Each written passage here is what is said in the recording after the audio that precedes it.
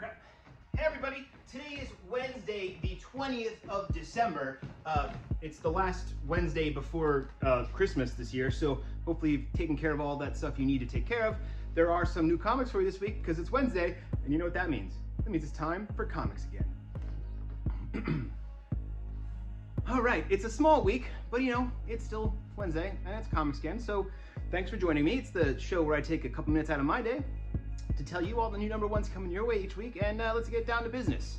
Starting off with DC Comics in the Titans Beast World storyline, there is a Tor Central City issue. This one takes place in the home of the Speedsters. Find out what's going on with all of them as the whole Beast World thing takes off. It's everywhere. Everyone's involved. Issue 2 last week was pretty good. Over there at Marvel Comics, there's another gang war tie-in in Amazing Spider-Man. It's Amazing Spider-Man issue 40, tying into the whole gang war. The whole gang war.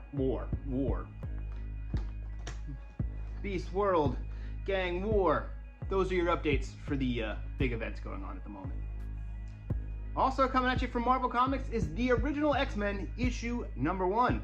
Find out what's going on with those original X-Men that were sent back to their timeline after being taken from their timeline, but find out what happened to them after they went back in the original X-Men issue 1. If you're a fan of those Star Wars comics and Marvel Comics, there's a new Revelations number 1. It's that issue that happens every year that tells you all the things going on in Star Wars, setting up a bunch of new stuff. This one takes place in like all the timelines of Star Wars, so you try to keep it straight. It's Star Wars Revelations. It's the new version of that. Check it out, Star Wars one-shot.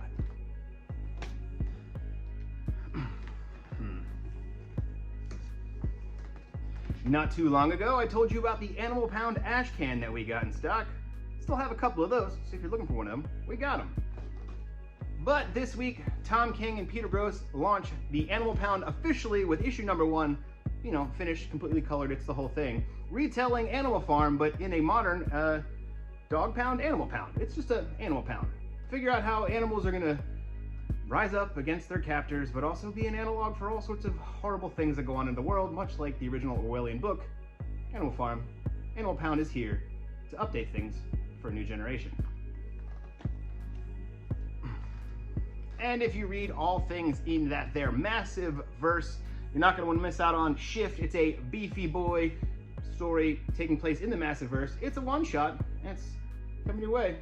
It's a big one. It's the big one. I'm not current on this, so I don't know what the heck's going on in here.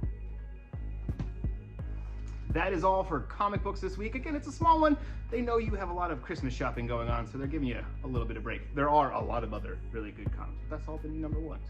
In graphic novels, on the other hand, there is an all-new poem written by Neil Gaiman himself, and he's teaming up with 13 different illustrators to remind us or make us think about what you need to feel warm. It's going to do, it helps a charity for people, refugees and things like that around the world, but it's kind of just a rumination, a thought. It makes you feel warm, kind of make you, feel good inside, because all sorts of terrible things are happening out there in the world, and there's a lot of refugees. So check it out, new Neil Gaiman poem, 13 different illustrators doing their work inside what you need to feel warm. What you need to be warm. Sorry, I've been saying it wrong the whole time. This thing can be yours for $18.99, and there you go. And then lastly for you this week is a new little hardcover from 4 great comic book creators, 4 of my favorites, Eric Powell, Becky Cloonan, James Harren, and Mike Mignola himself, that have teamed up to do 4 Gathered on Christmas Eve. This thing is playing with the classic Victorian idea of telling ghost stories on Christmas Eve, so you can't go wrong with that. They all tell 4 different ghost stories.